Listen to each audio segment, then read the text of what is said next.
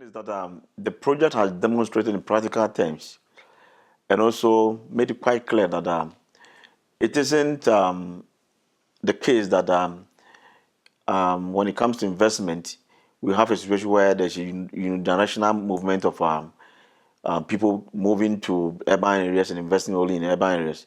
But we've also seen that in practical terms that there's also some sort of investment ongoing in rural areas. And we've realized that urban-based civil servants, people engaged in other businesses who have the resources, are actually also going back to rural areas, acquiring land and investing in land. Yes, you can.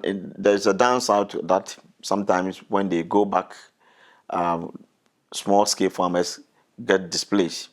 But at the same time, they create jobs.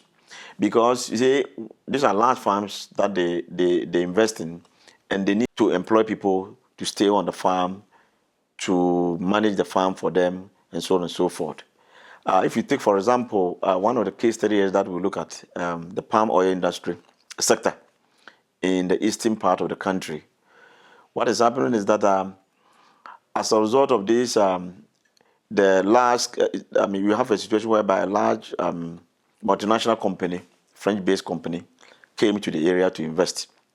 And then they introduced the agro scheme. And they also established processing plant to process the raw materials from oil palm.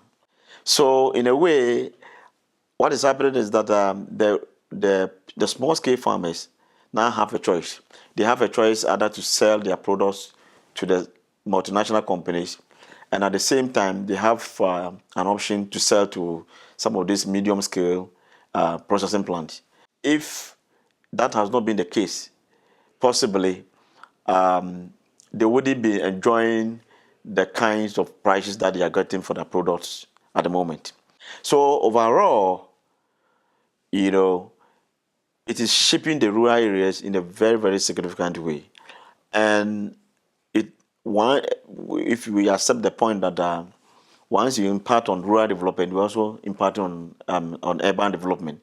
Because in a way, if the rural economy is doing well, then it will inure to the benefits of urban areas as well. Because if young people can obtain jobs in rural areas, it will reduce the migration to urban areas where we are struggling to provide the necessary service infrastructure to be able to contain the population in the urban sector.